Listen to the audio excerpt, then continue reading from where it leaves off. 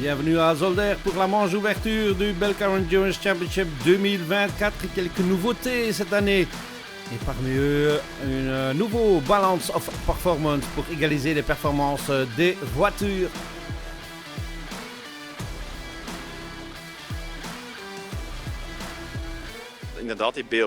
Le BOP stipule qu'on doit être dans la même seconde, ce qui est le cas aujourd'hui, et je pense que nous avons bien fait nos devoirs. Donc maintenant, laisse-les courir. La stratégie des arrêts, le ravitaillement sera très important ce week-end. La Lamborghini de Russell Racing est maintenant dans la garage de PK Carsport. Nous restons fidèles à la marque. Nous sommes passés à une nouvelle équipe, PK Carsport. Cette équipe ne m'est pas inconnue. Ces gars-là ont déjà beaucoup travaillé. Et je crois qu'on est en train de travailler dans la bonne direction. La première course sera encore un peu difficile pour nous, car nous ne sommes pas encore au bon niveau. Mais nous y serons pour la prochaine. PK Carsport, bien sûr, les champions en titre, avec l'Audi de père et fils Longin et Peter Kullings, est toujours mené par Anthony Kumpen. On a pris la Lambo aussi cette année. Les pilotes de cette voiture pilotaient la Norma avant chez nous.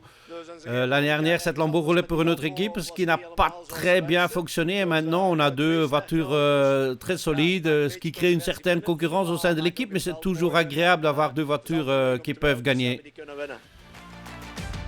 Dans le camp de Belgium Racing, Jan Laurijsen est le nouveau venu. Ce choix est pour moi, pour faire un pas en avant. C'est une équipe professionnelle, Belgium Racing. Dylan est un bon ami.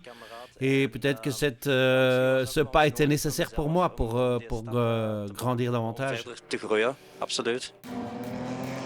Plusieurs catégories, bien sûr, dans le Belcar. C'est la 397 de IC Motorsport qui prend la pole en catégorie TC, la plus petite des voitures de tourisme. La 83 de VDW Motorsport est en pole en TB. Et en TA, la Cupra de GTE Racing est deuxième.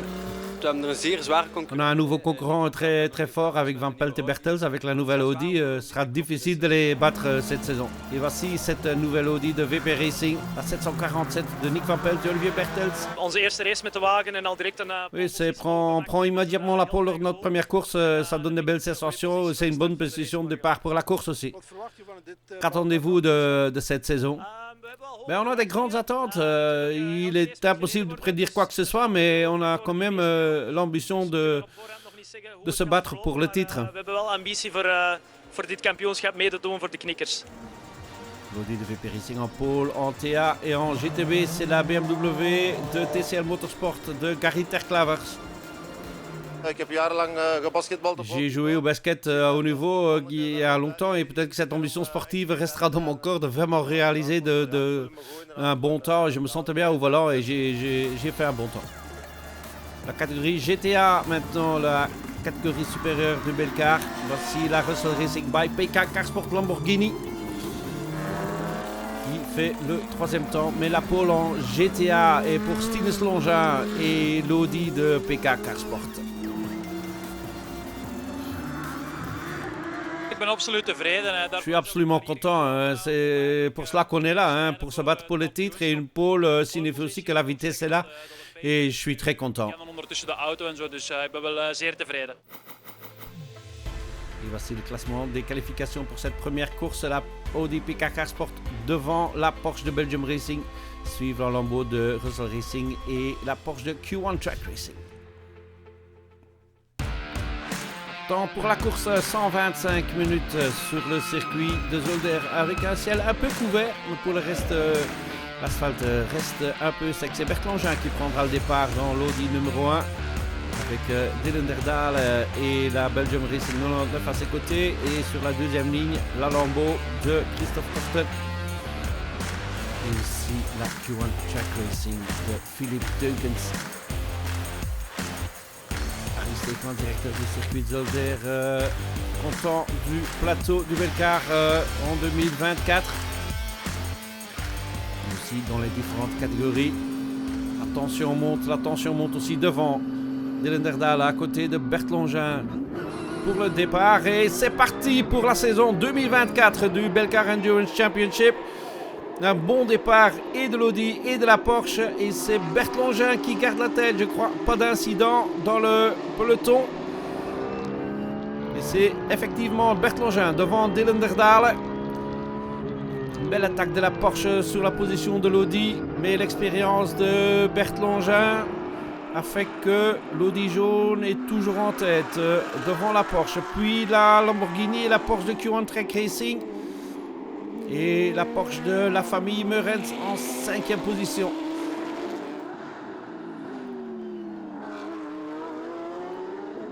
Quatre voitures qui se séparent déjà du reste du peloton. Et maintenant même de l'Audi et la Porsche de Belgium Racing. Les deux cadors du peloton. Dylan Derdale monte la pression sur Bert Longin. Mais Bert Longin qui est au départ de sa dernière saison complète de sa longue carrière ne se laisse pas faire. Longin, bien sûr, voudrait bien encore ajouter un titre à son palmarès, tout comme une victoire aux 24 heures de Zolder. Mais ça, c'est au mois d'août. Et pour le moment, on est à la première manche de la saison 2024. Et Longin prend une petite avance sur la Porsche noire et orange.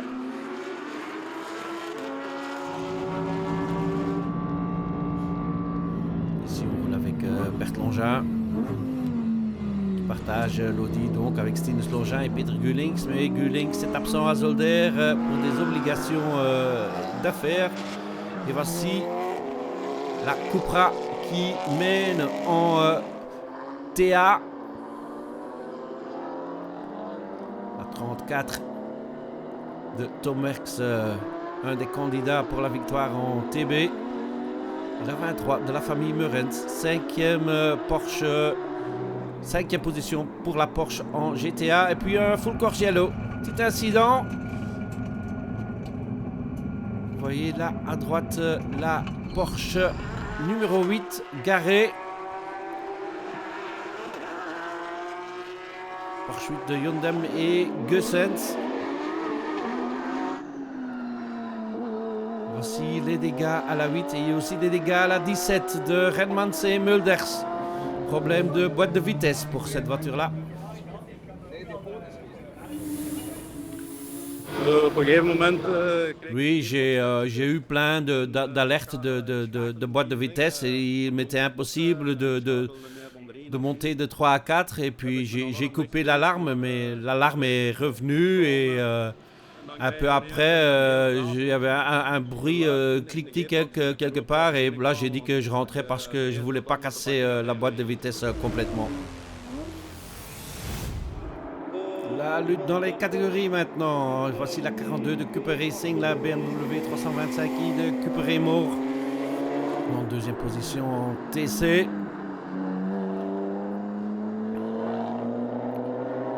Derrière la 397 d'IC Motorsport by Car Peters avec Beers et Vinke au volant. Une voiture identique aussi, une 325i en catégorie TB. Très belle lutte entre la 83 de Van der Water van Geel de VDW Motorsport et la 34 de Tom Merckx de JJ Motorsport. Peut-être la lutte la plus serrée dans toutes les catégories entre ces deux BMW. La 57 de IR Powered by GRT Motorsport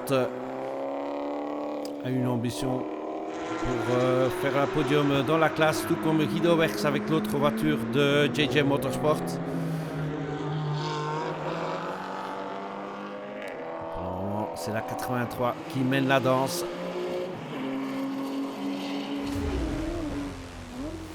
Dans la catégorie des plus grandes voitures de tourisme.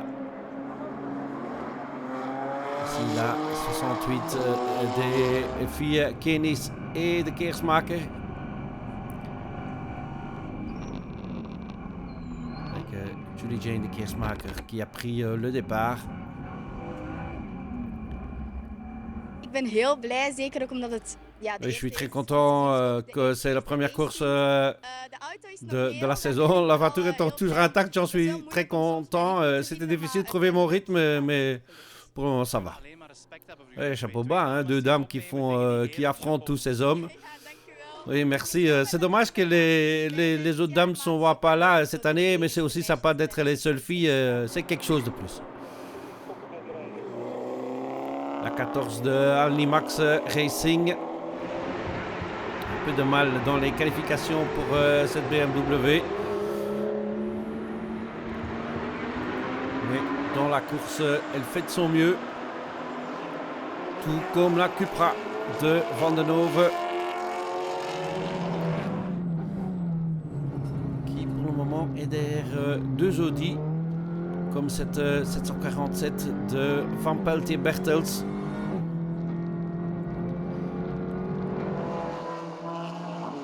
Presque un Boeing, la 747 de VP Racing.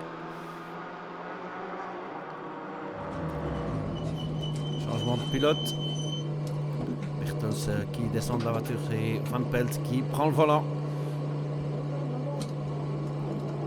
Olivier Bertels binnengekomen. Leader en TA, un bon premier stint.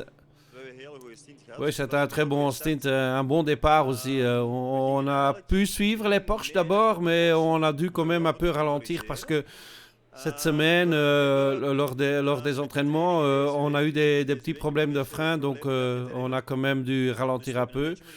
Mais dans l'ensemble, je crois qu'on a fait un bon premier relais. En tête par contre de la catégorie TA, c'est Manfred Verbeek qui roule tout seul sur cette Audi RS3 LMS. Tout avance sur la 747 pour Verbeek. Dans la catégorie des petites GT, si on peut les appeler comme ça. La Porsche de Kenny Hermans et Arthur Peters mène la danse. Et Kenny Hermans donne le volant à Peters.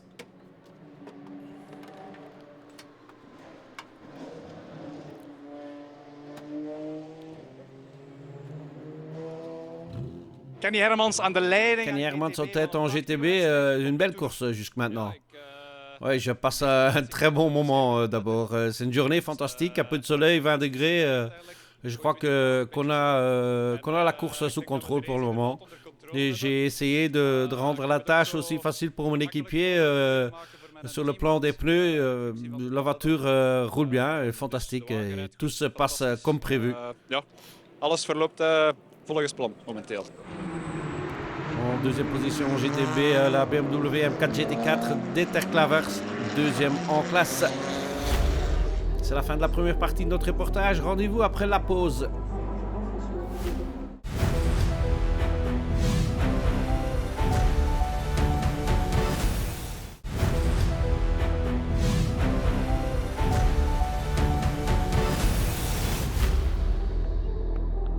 De retour à Zolder pour la manche d'ouverture du Belcar Endurance Championship 2024. Course de 125 minutes dans le cadre du New Race Festival. En GTA, 5e position pour la famille Meurens qui se défend très bien au volant de leur Porsche 992 GT3 Cup. La Lamborghini de Korten van Hooydonk-Etiers est 4e. Christophe Korten au volant de la Lambo de Russell Racing. Maintenant, entre les mains capables de PK Sport. Jeffrey Van Hooydonk qui est prêt pour prendre le volant de la Lamborghini Super Trofeo.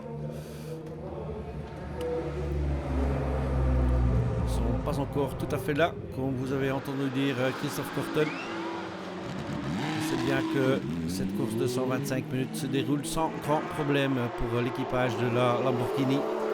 En troisième position, la Q1 Track Racing de Philippe Tunkens et Dirk Schouten.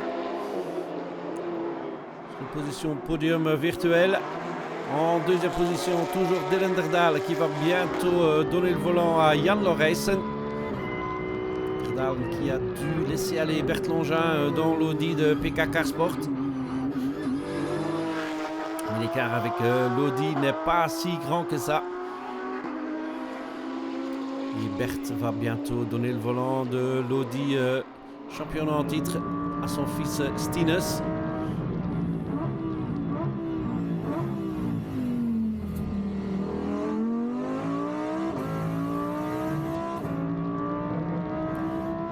La fin du relais de Bert Longin, Stinus qui est prêt. Changement de pilote très maîtrisé et pas de changement de pneus en ce moment. Les Longins ont préféré garder les nouveaux pneus pour le dernier relais pour que Stinus puisse attaquer en fin de course. Une très bonne stratégie si elle fonctionne.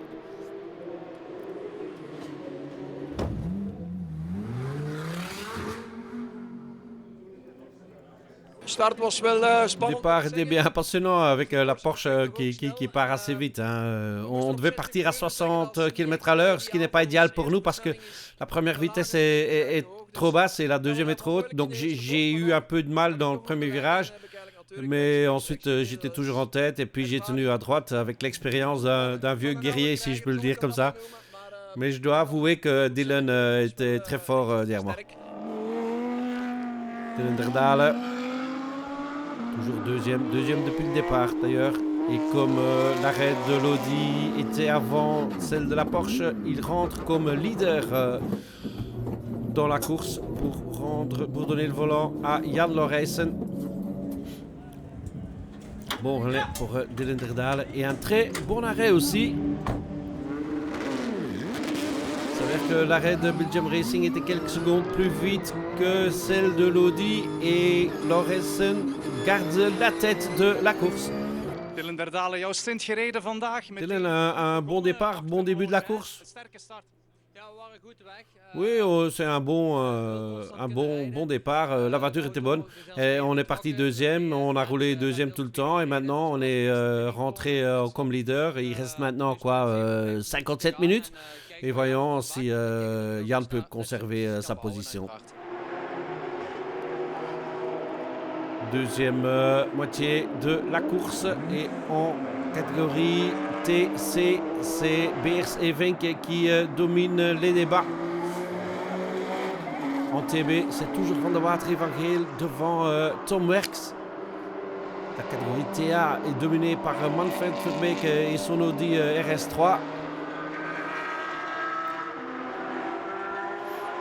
Et en GTB, Peters et Hermans ne se font pas menacer. Ils garderont la tête de la catégorie jusqu'à la fin. 5e position en GTA pour les Meurens. Très belle première course de la saison pour la famille Meurens.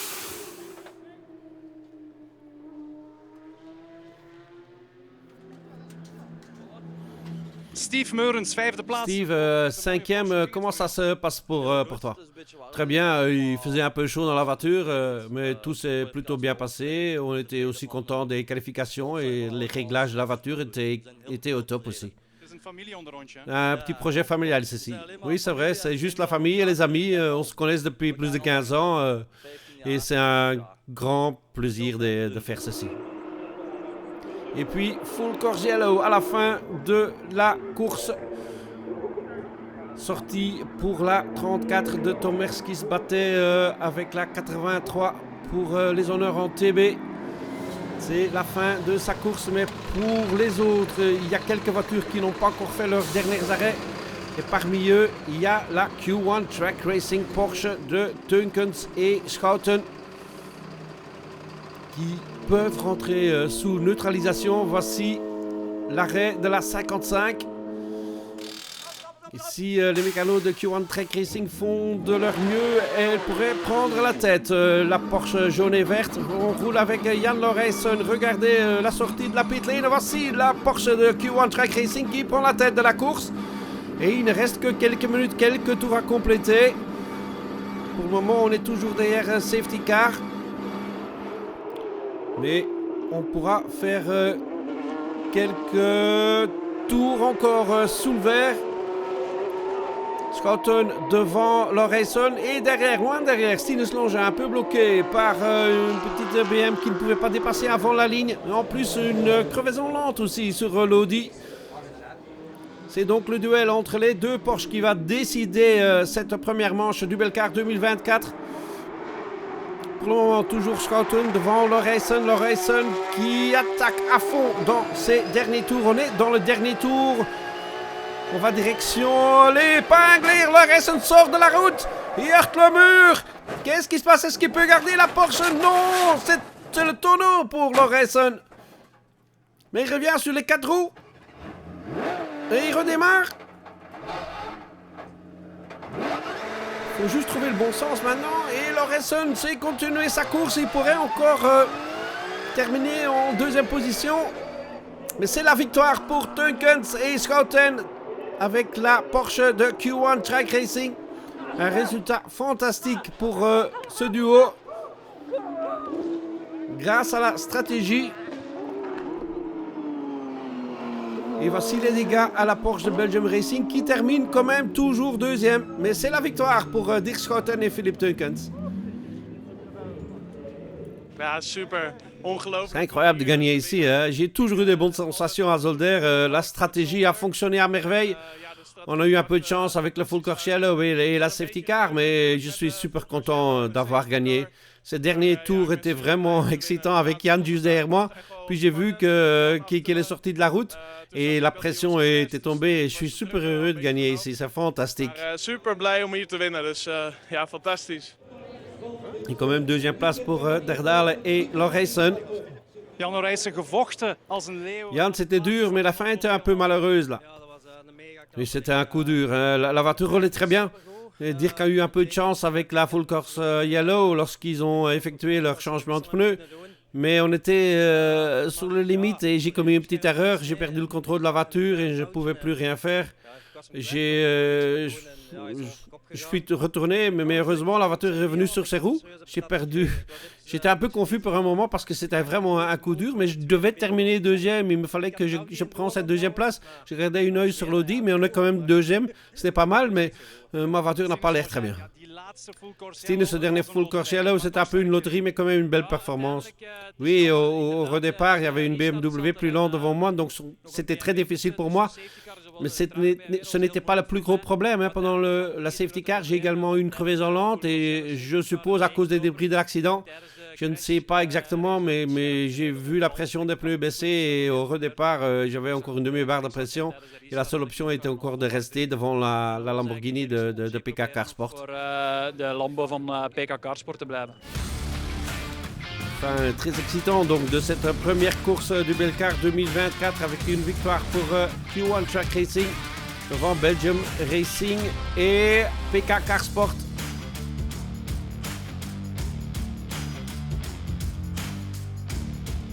En GTB, la victoire était pour Kenny Hermans et Arthur Peters. Arthur Peters, winnaar. Arthur Peters, félicitations pour la victoire en GTB avec Kenny Hermans. Merci beaucoup. Hoe was de race voor jullie? Comment s'est passée la course pour toi? En fait, c'est une course de gestion de pneus et gestion des freins. Et il faisait assez chaud et nous avons dû faire particulièrement attention à l'usure des pneus car avec la puissance de la nouvelle voiture, il s'use assez rapidement. Victoire pour Verbeke en TA. Manfred Verbeke, helemaal. Manfred Verbeke a réalisé, tu l'as fait ça tout seul et tu as remporté le TA. Félicitations. Merci, tout s'est bien passé, bonne stratégie, mais les pneus avant étaient complètement usés et on a eu de la chance d'avoir le Full Course Yellow et on l'utilisait pour monter des nouveaux pneus avant et comme ça la course aurait pu durer 1 heure de plus pour moi. Dat van mij nog een uurtje langer mogen duren. Ron van der Water et Nico van Geel gagnent en TB.